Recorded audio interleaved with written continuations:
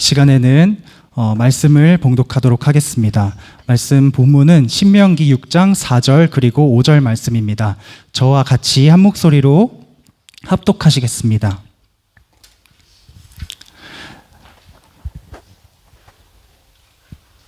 신명기 6장 4절 5절 말씀입니다. 시작. 이스라엘아 들으라. 우리의 하나님 여호와는 오직 유일한 여호와이시니 너는 마음을 다하고 뜻을 다하고 힘을 다하여 내 하나님 여호와를 사랑하라. 아멘.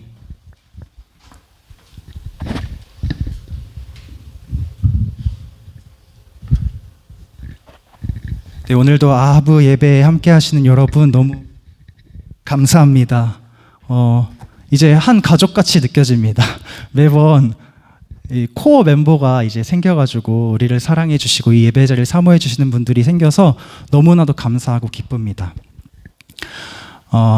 많은 분들이 오시지 못했지만 우리가 남은 시간 열심히 말씀 듣고 새기고 또 기도하고 은혜의 시간 되어서 돌아갔으면 좋겠습니다.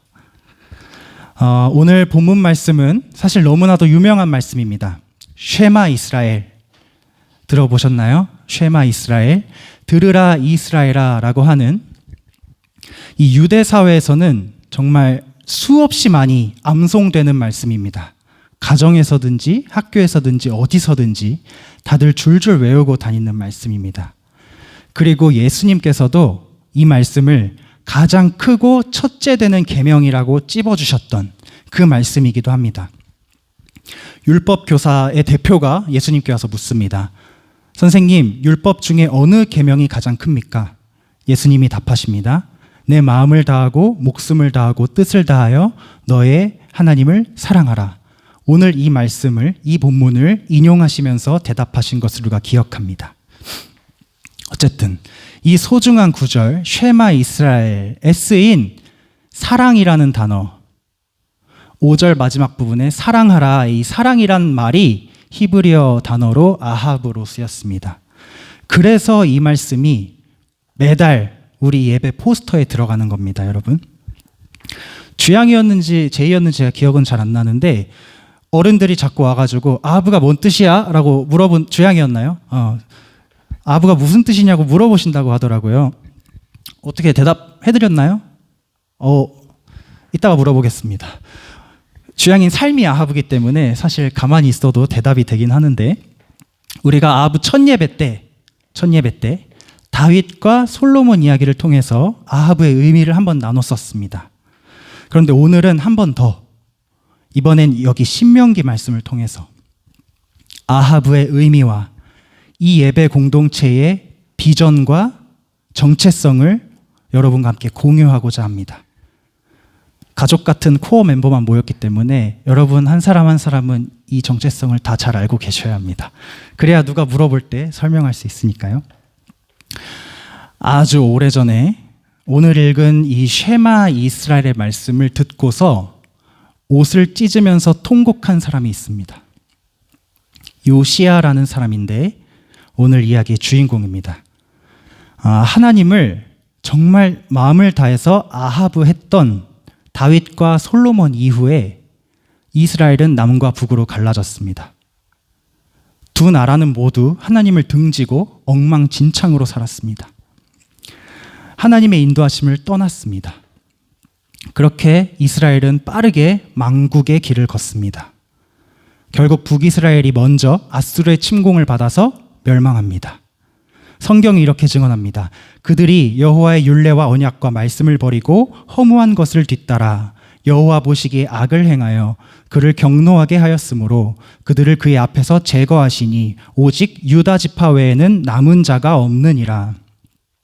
그렇게 북이스라엘이 망하고 약 80년 뒤에 혼자 남은 남유다, 북이스라엘 망했고 혼자 남은 남유다에서 요시야라는 8살짜리 아기가 왕이 됩니다. 8살짜리 아기가 남유다의 왕이 되었습니다. 요시야의 아버지도 왕이었고 할아버지도 왕이었습니다.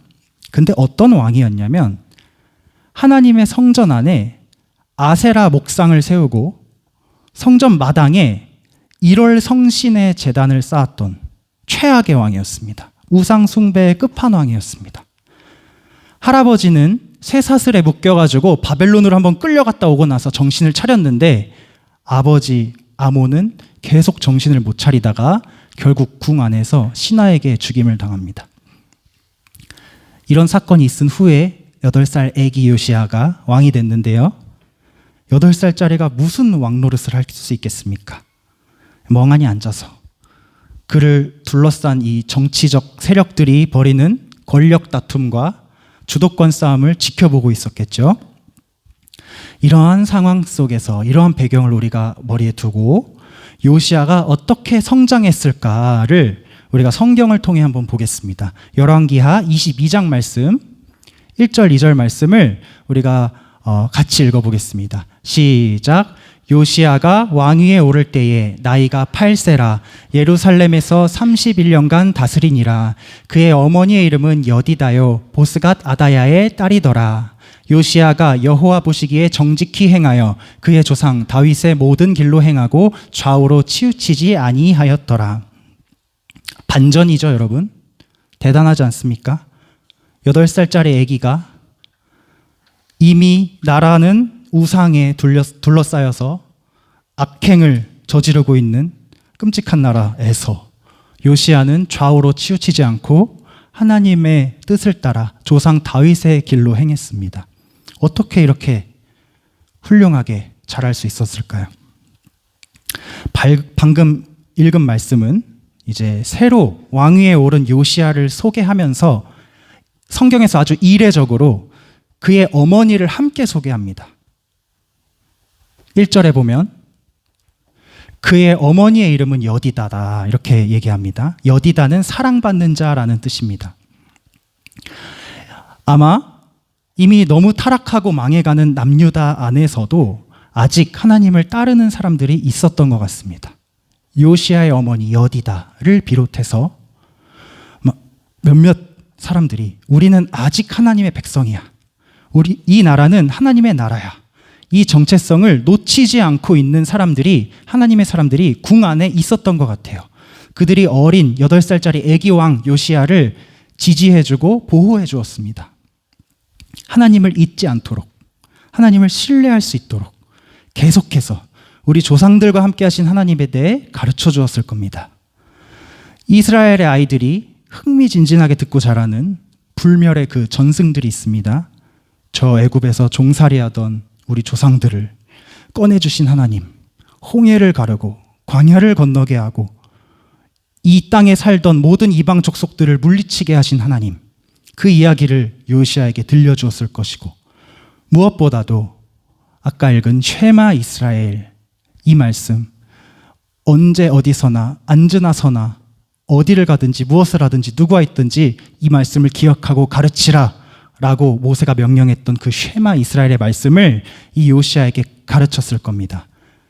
얘야, 여호와 하나님은 오직 한 분이셔. 그분을 너의 마음과 뜻과 힘을 다해 사랑해야 돼. 너는 그런 왕이 되어야 돼. 이 나라를 그런 나라로 만들어야 돼. 어린 왕 요시야가 이런 교육을 받으면서 자랐고 이후에 그의 행보가 어떻게 되었는지 한번 지켜보겠습니다. 역대하 34장 말씀 3절 말씀을 제가 읽어보겠습니다. 아직도 어렸을 때 곧 왕위에 있은 지 8년에 그의 조상 다윗의 하나님을 비로소 찾고 제12년에 유다와 예루살렘을 비로소 정결하게 하여 그 산당들과 아세라 목상들과 아로새긴 우상들과 부어 만든 우상들을 제거하여 버리매. 요시야가 왕위에 있은 지 8년이니까 8살에 왕이 됐고 왕위에 있은 지 8년이니까 몇 살이죠? 주양아?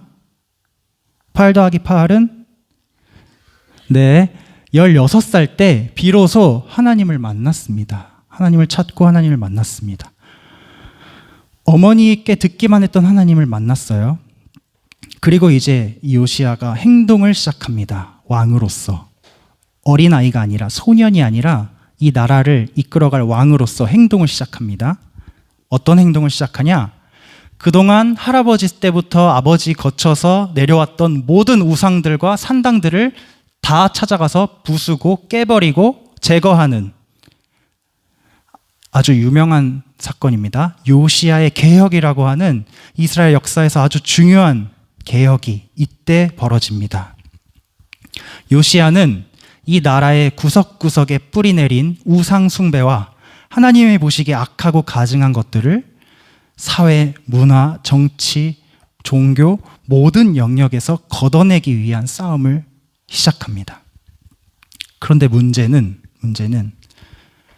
요시야는 지금 하나님을 막 만났기 때문에 너무나도 뜨거워요. 하지만 너무 오랫동안 백성들이 하나님을 등지고 살았기 때문에 하나님보다 우상에 익숙했고 우상 숭배가 더 편했고 좋았기 때문에 자기들 마음대로 아무 신에게나 가서 절하고 제물 바치고 예배하는 것이 일상이 되어 있었습니다. 고민이 있을 때는 하나님께 기도하지 않고 점쟁이를 찾아갔고 무당을 찾아갔고 자기 자식을 불 위로 지나가게 하는 인신 제사까지 들여가면서 우상 숭배를 했습니다. 성경이 증언하는 내용입니다. 그게 너무나도 당연해져 버린 이스라엘이었습니다. 그런데 이 요시야라는 이제 막 소년을 벗어난 젊은 왕이 혼자 마음이 뜨거워져 가지고 다니면서 산당을 다 부셔 없애고 우상들을 다 찍어버리고 점쟁이, 무당 다 죽여, 금지, 앞으로 안 돼, 이렇게 명령을 하고 행하니까 백성들이 어땠을까요? 아, 역시 하나님의 사람답다, 좋습니다, 그게 맞습니다, 이랬을까요?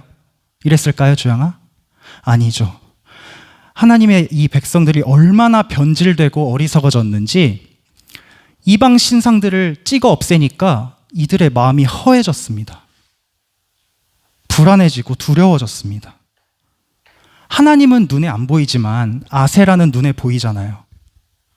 화려한 제사를 드리고 나면 마음에 안심이 되고 만족감도 있고 편안해지는데 하나님은 보이지도 않고 들리지도 않고 하나님께 드리는 제사 너무나 심플해요.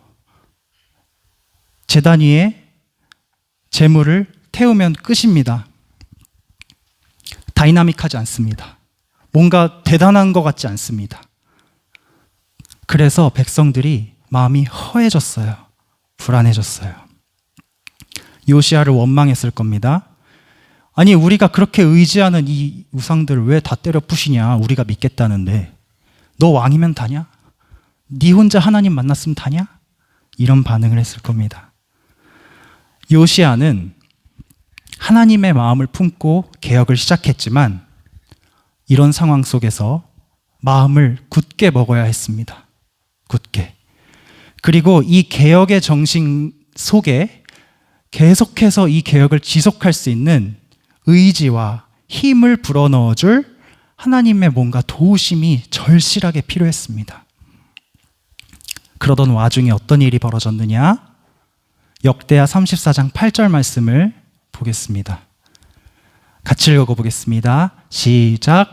요시야가 왕위에 있은 지 18째 해에 그 땅과 성전을 정결하게 하기를 마치고 그의 하나님 여호와의 전을 수리하려 하여 살라의 아들 사반과 제사장 바야세야와 서기관 요아스의 아들 요아를 보낸지라.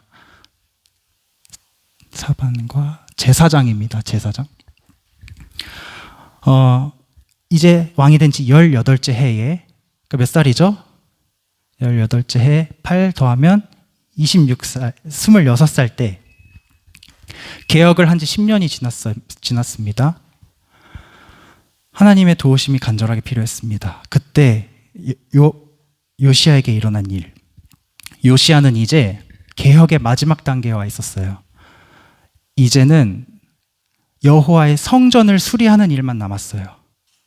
이 여호와의 성전만 수리하면 하나님의 나라가 다시, 우리나라는 하나님의 나라야 라고 외칠 수 있는 그런 상징이 되는 것이죠.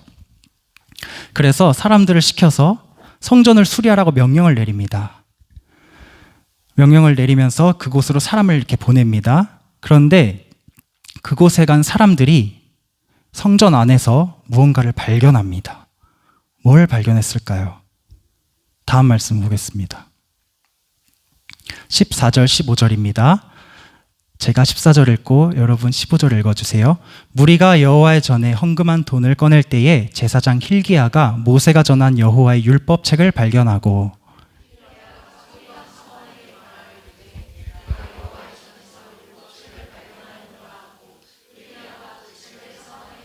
아멘. 성전 안에 먼지가 수북히 쌓여서 방치되어 있는 책이 한 권 발견됐는데 그 책이 무엇이었냐? 율법책이었습니다. 이 율법책이 어떤 책이냐? 신명기, 우리가 오늘 읽은 쉐마 이스라엘이 들어있는 그 말씀, 하나님의 법도가 담겨있는 그 말씀, 신명기 속에 있는 그 법전이었습니다. 신명기는 모세, 여러분 잘 아시듯이 모세의 설교이자 유언입니다.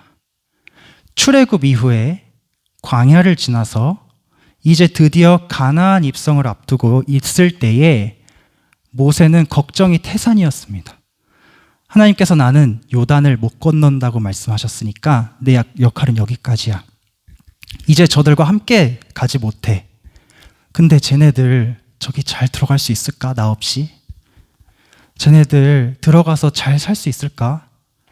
하나님 배신하지는 않을까? 하나님께 붙들려서 살 수 있을까?